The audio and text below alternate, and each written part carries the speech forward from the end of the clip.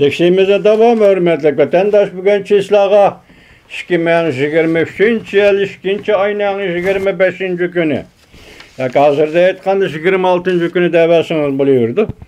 Biz bunu özüre sual koyuş bakaylık hani vatandaşı bugün çislağa nemde dep olduk çisla.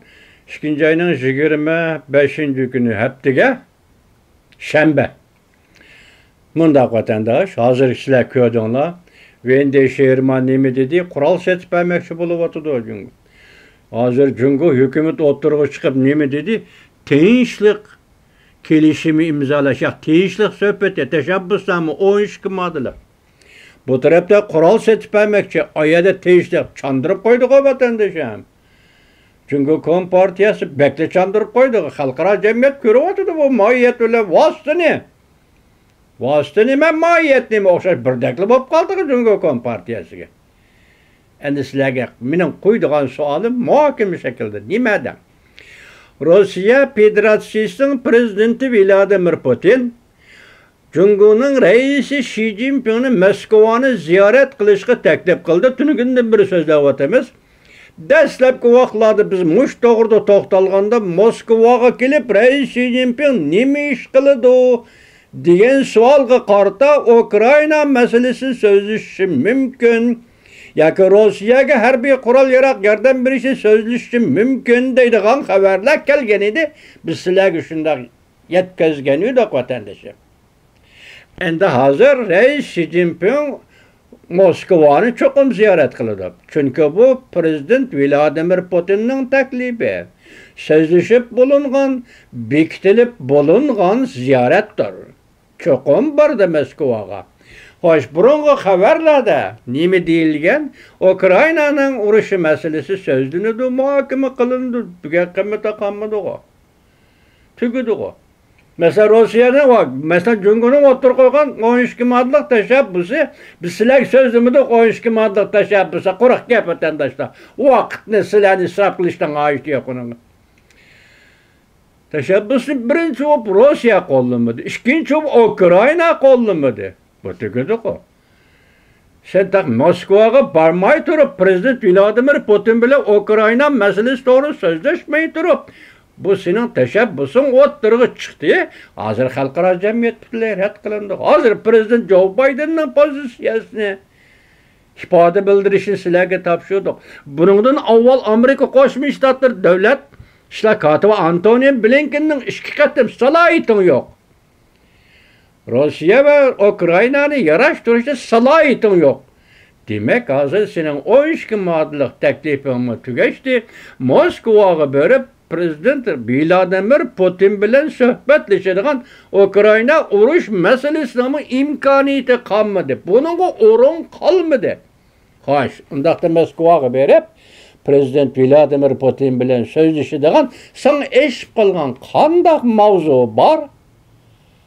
Cumhurluk efendi, Cumhurbaşkanı efendileri nimi sözleştiler Moskova'ya berip Prezident Vladimir Putin bilen sözleşilen mavzu nime? Bunu Prezident Vladimir Putin mi kabul kılmadı senin teşebbüsünü? Ukrayna mı kabul kılmadı senin teşebbüsünü? Hatta bu teşebbüsünü ilan kılıştın burun ya ki Rusya tarafıyla ya Ukrayna tarafıyla diplomatik yolla ya ki baş elçi dercilik yolla olemiz sözleşip biz bunda fikir kılımız sizlerden hem fikrinler mi değil mi? Çandırıp koyuşka vatandaşı. Mentekı yok, eşim yok, çandırıp koyuşka. Mesela bu o iş ki madem önce bir ağız gep varken nemi gep dese sahneye sap bir iş. Rusya ile Ukrayna'nın sohbet ettiğişlik sohbeti için sahne hazırlap bir iş değil.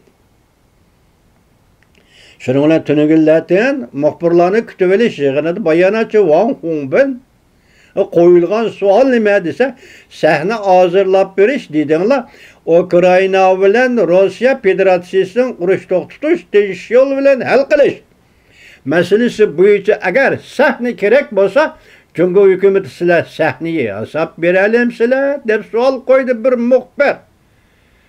Bayanatçı Wang Hongben cevap veremedi ya vatandaş. Nima deyaleydi? Nima dedi? Hozir Davlat ishlar kotibi Antony Blinken salahiyetim yo'q dedi.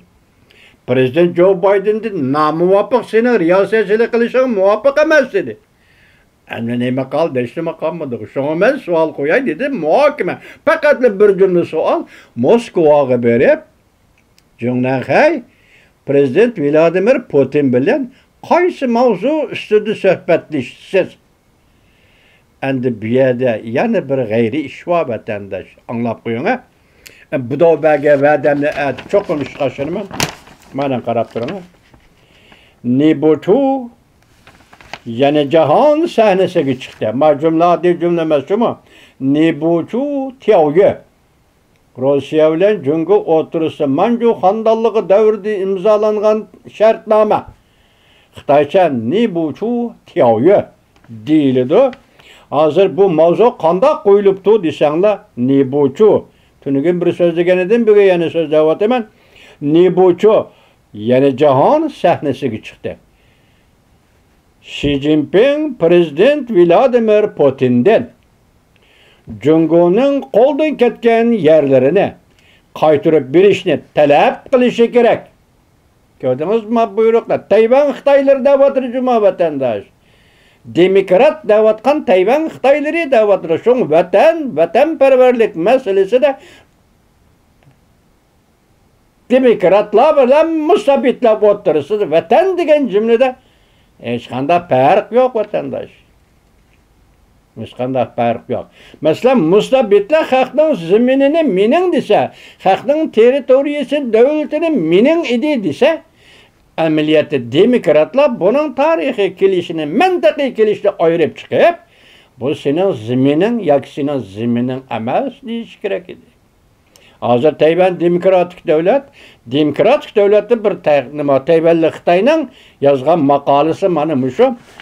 Anlab turing buni. Nibutu yani jahon sahnasiga chiqdi. Demak, bugungi tema, bugungi suhbat masalasi shu. Rais Xi Jinping Moskvaga berib, Prezident Vladimir Putin bilan mushuni so'zlashi kerak. Manju xandalligi davrida Nibutu Tiaoyu shartnomasi orqali Jungodan elib olgan, tangsiz shartnoma orqali Jungodan elib olgan territoriya va zaminning hammasini Jungoga qaytarib berish kerak. Rais Xi Jinping bu territoriyani qaytarib elish kerak deydi. Shundaqmi vatandosh? Mavzuli xabar 2-ayning 23-kuni Erkinlik Vaqt gazetida e'lon qilindi. Endi bu yerdagi Nibutu Enin Rusça ma'nosi Nerchiski. Rossiyaning Nerchiski viloyati mu yoki nimasi Nerchiski viloyati.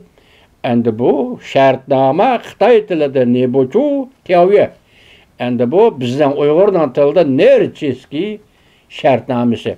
Bu shartnoma bo'yicha Rossiya Jungodan elib olgan, tartib olgan tangsiz shartnoma orqali besib olgan yoki yutib olgan territoriyani qaytarib berish kerak. Ma gapning birinchi jumlasi qarang, Nibutu yana jahon sahnasiga chiqdi.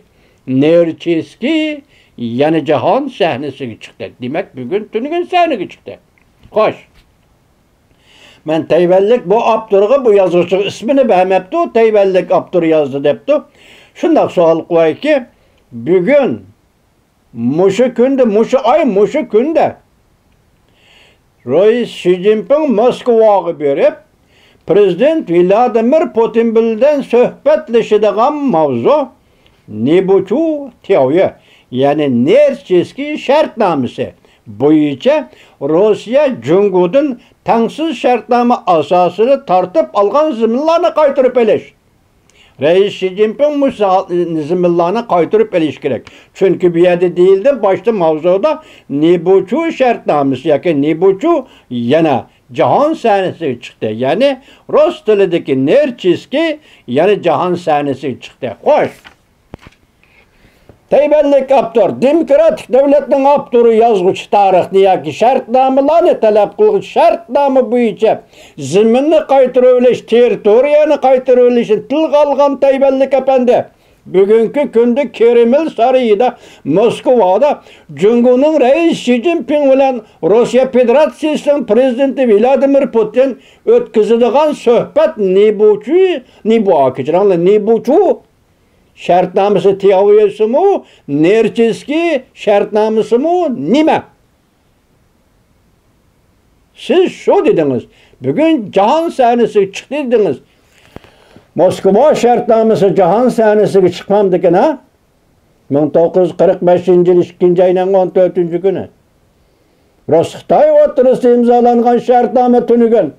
2. Dünya uruş devrida. Rus-Xitay şartnaması o'rtaga çıkmamdıkın ha? Mesela 1950 yıl 2. ayının 14. günü Moskova. Mao Zedong Stalin bilen görüşüp durup imzalagan şartnama. Torbetirdi görüp otsizlar suretlerinin hemisi. Hoş. Manju xandallığı devrideki Nibuçu şartnaması, Nibuçu tiyavi hazır cahan sahnesiga çıktı. Tayvellik Abdurefendi. Hoş. Ondaqda Moskova şartnaması, tünügün imzalangan Moskova şartnaması. O kaçan cahan sahnesiga çıktı. Bu şartnamada Uyguristan'ı sattı Rusya Stalin. Uyguristan'da koşupadı Xitayga Rusya Stalin. Şart şu ki nimiş ki Rusya koşup birdi dep sual koyalayızlar vatandaş. Ankara'na 1911 yılı Cumhurmingo hükümeti kuruldu. Cungu devleti müstakil buldu. Manju yavayı milleti ağdurdu. Hanzula ornundan dasturdi Xitayla müstakillik jakarladı dedi Sun Yat-sen. Şundan keyin başka devletler itiraf kıldı. Hoş. Şundan keyin 1933 yılı sabit damılam. İkinci qatam Qashqar devlet kurdu. Kim itiraf kıldı? Nemiş itiraf kılmaydı eken? Uygurni tarix setiş qilib belgilep koygan eken birisi? Xitay kuş bir işkili çıkarıp koygan desmiyim iken Uyguristan. Tayvellik Abdurefendi cevap verin ha. Bu şartnamının birisi Can Ceyşi bilen Rusya. Stalin oturusundaki şartnama. Bu şartnamının yanı birisi Moskova şartnaması, yanı birisi Mao Zedong'un Stalin oturusundaki şartnama. Her iki partiye, Gomindan partiyası, Gongchendan partiyası mesul bulup imzalagan şartnama. Tayvellik Abdurefendi. Bu şartnamalar oturup çıkmamdıkın ha. Bunun devamı ne? Endi sizler beden bu işi başka her kanda haberini taşıyıp da sizler yetkizmen. Ben mavzunu koyup varakla tayyorlap koydum. Xudo sağ salamet görüşüşe her tarafta siz de ben beni aman kılsın Allah vatandaşı.